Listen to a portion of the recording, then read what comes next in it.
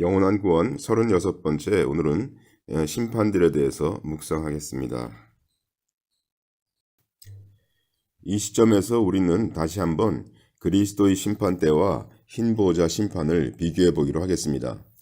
먼저 그리스도의 심판 때에 대해서 살펴보기로 하겠습니다. 이전에 이미 그리스도의 심판 때와 흰 보호자 심판에 대해서 말씀드렸기 때문에 여기서는 좀 더 알아봐야 할 부분에 대해서만 언급하겠습니다. 우리가 알아볼 것은 먼저 그리스도의 심판대가 어디에서 일어나는가에 대해서 알아볼 것입니다.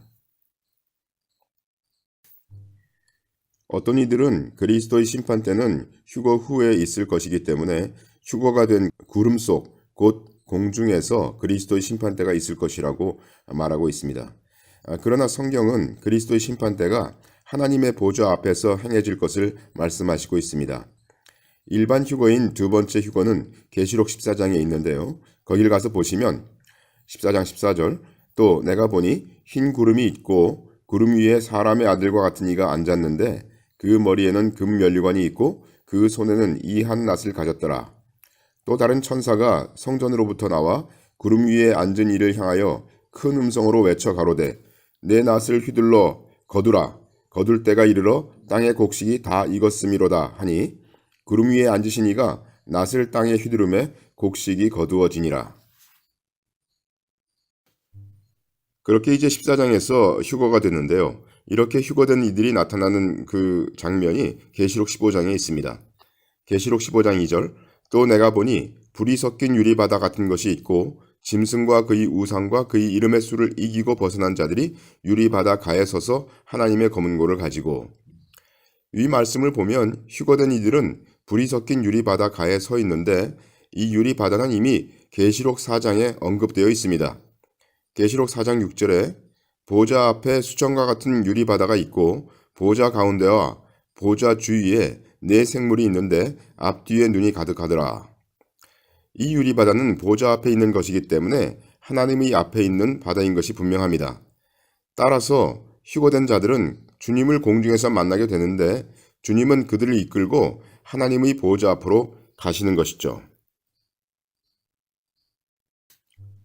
계시록 16장 17절에 보시면 일곱째가 그 대접을 공기 가운데 쏟음에 큰 음성이 성전에서 보좌로부터 나서 가로되 되었다 하니 보좌는 성전에 있는 것을 알 수가 있습니다. 따라서 휴거된 이들은 주님과 함께 성전 안으로 들어갔음을 알 수가 있습니다.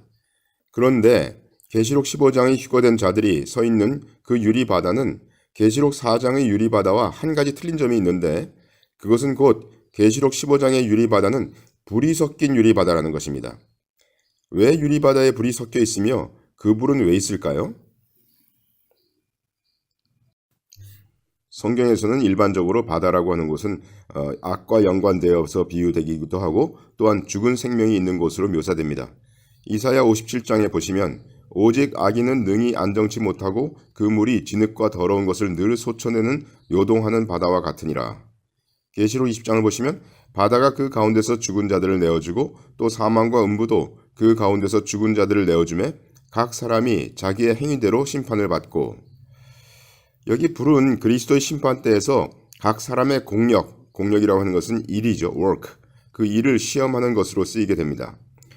고린도전서 3장을 보시면 각각 그 공력이 나타날 터인데 그 날이 공력을 밝히리니 이는 불로 나타내고 그 불이 각 사람의 공력이 어떠한 것을 시험할 것임이니라. 전체적으로 계시록 15장이 불이 섞인 유리바다는 그리스도의 심판대가 일어나는 장소로 보입니다.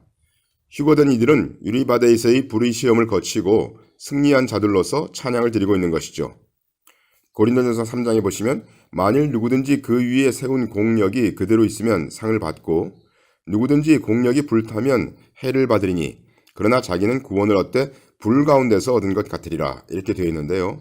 그들 찬양을 드리는 무리는 공력이 불의 시험을 견디고 상을 받은 자들임을 나타내고 있습니다. 불의 시험을 견디지 못하고 해를 받은 자들은 계시록 15장의 찬양의 무리에 서 있지 못하겠죠. 그 무리에 있지 못하고 이미 바깥 어두운 데로 쫓겨나간 그러한 상황입니다. 마태복음 25장에서 보듯이 이 무익한 종을 바깥 어두운 데로 내어 쫓으라. 거기서 슬피 울며 이를 갈미 있으리라 하니라. 한 달란트 받은 종이 아무 열매도 남기지 못했을 때 그는 바깥 어두운 데로 내어 쫓겼습니다. 계시록 15장이 찬양을 드리는 무리는 성전 안에 있기 때문에 바깥 어두운 데는 분명 성전의 바깥의 어떤 특정한 장소인 것을 알 수가 있습니다. 불이 섞인 유리바다, 곧 성전 안의 하나님의 보좌 앞에서 그리스도의 심판대가 있으므로 이때 그리스도께서 심판하실 뿐만 아니라 하나님께서도 심판에 관여하십니다. 마태복음 18장에 보시면 너희가 각각 중심으로 형제를 용서하지 아니하면 내 천부께서도 너희에게 이와 같이 하시리라 이렇게 되어 있는데요. 이미 상고한 바와 같이 이 말씀은 그리스도의 심판대에 관한 말씀인데 그때 천부께서 그리스도인들을 용서하실 것인가 아니하실 것인가는 우리가 형제들을 중심으로 용서하였는가에 달려있음을 말씀하셨습니다. 따라서 그리스도의 심판대에서 그리스도인들은 하나님과 그리스도의 앞에서 그들이 이 생에서 그리스도를 순종하고 열매를 맺었는가에 대해서 심판을 받을 것입니다. 계시록 20장 또 내가 크고 흰 보좌와 그 위에 앉으신 자를 보니 땅과 하늘이 그 앞에서 피하여 간데 없더라. 또 내가 보니 죽은 자들이 물온대소하고 그 보좌 앞에 섰는데 책들이 펴있고 또 다른 책이 펴졌으니 곧 생명책이라. 죽은 자들이 자기 행위를 따라 책들에 기록된 대로 심판을 받으니. 위에 흰 보좌의 심판에서는 그 보좌에 앉으신 분이 한 분이라고 묘사되어 있습니다. 그분이 하나님이신지 아니면 그리스도이신지에 대해서는 의견들이 분분합니다. 물론 하나님과 그리스도의 일체성과 단일성을 나타낸 것이라고도 볼 수가 있습니다. 어찌되었건 흰 보좌의 심판에서는 한 분이 심판을 하심을 알 수가 있습니다. 마태복음 10장을 보시면 누구든지 사람 앞에서 나를 시인하면 나도 하늘에 계신 내 아버지 앞에서 저를 시인할 것이요 누구든지 사람 앞에서 나를 부인하면 나도 하늘에 계신 내 아버지 앞에서 저를 부인하리라 이렇게 주님께서 말씀하셨는데요. 이 말씀에서 주님께서는 어느 때의 상황에 대해서 언급하신 것일까요? 그것이 그리스도의 심판대에서입니까? 아니면 흰 보좌에서의 심판에서입니까? 요한복음 12장에 보시면 그러나 관원 중에서도 저를 믿는 자가 많되 바리새인들을 인하여 드러나게 말하지 못하니 이는 출회를 당할까 두려워함이라. 여기서 드러나게 말한다 하는 이 말은 헬라어로 보시면 호몰로게오라는 단어로 쓰였는데요. 바로 이 말씀이 이 말씀에서 보았던 사람 앞에서 나를 시인하면 하고 주님께서 말씀하셨던 그 시인한다는 그런 단어가 되겠습니다. 믿는 것은 마음의 문제이지만 그것을 드러나게 말하고 시인하는 것은 핍박을 이야기하는 것이기 때문에 주님을 따르는 제자의 삶을 사는 것으로 열매를 맺는 문제가 되는 것을 알 수가 있습니다. 따라서 마태복음에서 주님께서 말씀하신 사람 앞에서의 시인의 문제는 그가 믿었는가의 문제를 따지는 것이 아니라 그가 믿고 나서 주님을 따랐는가를 따지는 문제로서 흰 보좌의 심판대가 아닌 그리스도의 심판대에서의 관계인 것을 알 수가 있습니다. 이 시인하다라는 단어, 호몰로게오, 이 단어가 쓰인 몇 구절을 살펴보면 마태복음 7장 그때 내가 저희에게 밝히 말하되, 여기 밝히 말한다는 말도 호몰로게오입니다.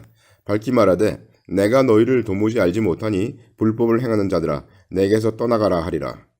요한복음 9장 그 보모가 이렇게 말하는 것은 이미 유대인들이 누구든지 예수를 그리스도로 시인하는 자는 출교하기로 결의하였으므로 저희를 무서워함이러라. 여기 시인하는 말도 이 호몰로게오가 쓰였습니다. 그 다음 요한일서 1장 만일 우리가 우리 죄를 자백하면 이 자백하면이란 단어도 호몰로게오입니다. 자백하면 저는 미쁘시고 의로우사 우리 죄를 사하시며 모든 불의에서 우리를 깨끗게 하실 것이요. 따라서 이 호몰로게오라는 단어는 일반적으로 시인하다, 고백하다 그런 뜻으로 해석이 된 것을 알 수가 있습니다. 그런데 주님께서는 사람 앞에서 주님을 시인하는 문제를 말씀하셨기 때문에 단순히 주님을 믿겠다고 마음에 고백하는 것만이 아니라 다른 이에게 주님을 증거해야 그리스도의 심판대에서 상급이 있을 것을 말씀하신 것이죠. 누가복음 12장을 보시면 내가 또한 너희에게 말하노니 누구든지 사람 앞에서 나를 시인하면 여기서의 시인한다는 단어도 호몰로게오죠. 시인하면 인자도 하나님의 사자들 앞에서 저를 시인할 것이요. 여기서 주님은 하나님의 사자들 곧 천사들 앞에서 그리스도인을 시인할 것을 말씀하시는데 이 말씀도 그리스도의 심판대에서의 상황인 것을 알 수가 있습니다. 그렇다면 그리스도의 심판대에 있을 때 천사들이 거기에 함께 있을까요? 이 말씀에 보시면 주님께서 말씀하시기를 하나님의 사자들 앞에서 저를 시인한다고 말씀하셨기 때문에 우리가 천사들이 그리스도의 심판대에 있는가 하는 문제를 살펴볼 필요가 있습니다.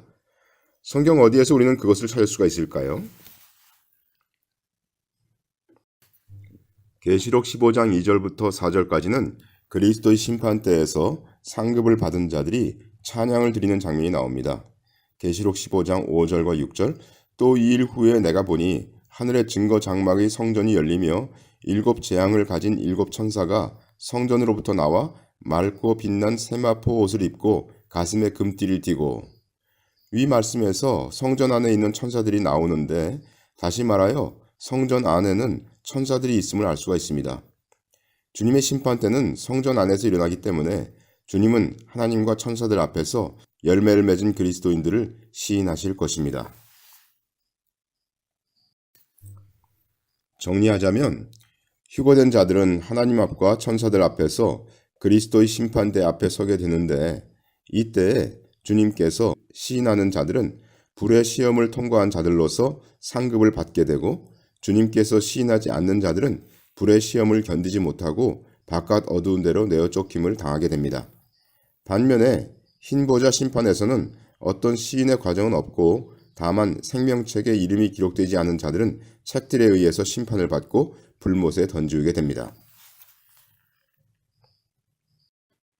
그래서 좀 전에 봤던 그리스도의 심판대와 흰보자의 심판에 대해서 비교하는 그 표를 봤을 때 최종적으로 구원의 문제에 있어서는 그리스도의 심판대는 구원과 관계없는 심판이고 흰보자 심판이 구원의 문제를 다루는 그런 심판인 것을 알 수가 있습니다. 따라서 우리가 구원이 영원하다 이렇게 얘기했을 때 그리스도의 심판대와 관련된 그런 말씀들에서는 구원에 대해서 말씀하시는 것이 아니기 때문에 구원이 영원하다 했을 때 그것은 흰보자 심판을 받을 때 생명책에 이름이 기록되어 있어서 영원한 새 하늘과 새 땅으로 들어가는 그와 같은 구원에 대해서 얘기하는 것임을 분명히 할 필요가 있습니다.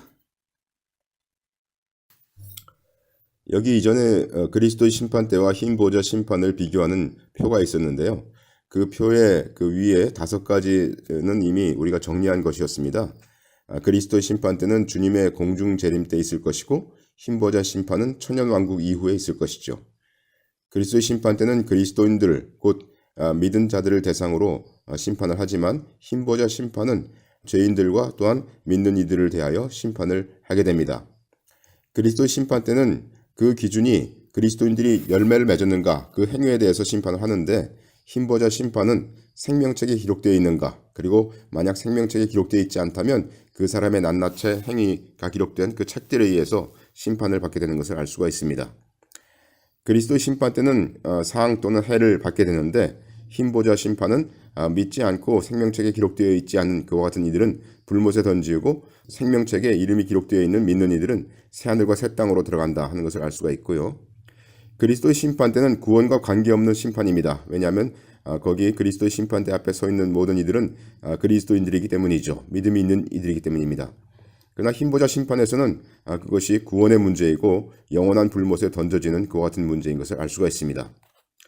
그리스도의 심판 때는 어디에서 일어나는가 그 장소에 대해서 우리가 살펴볼 때 하늘의 성전에서 하나님과 천사들 앞에서 일어나는 것을 알 수가 있습니다. 흰보자 심판은 흰보자와 그 위에 앉으신 분의 앞에서 일어나는 심판입니다. 그리스도의 심판 때는 그 시인의 과정이 있는가 생각할 때 주님께서 그리스도인들에 대하여 그를 시인하거나 부인하실 그와 같은 장면들이 있는 것이고요. 흰보자 심판은 그와 같은 시인의 과정이 없습니다. 이상으로 우리가 그리스도의 심판대와 흰보자의 심판에 대해서 살펴보았습니다.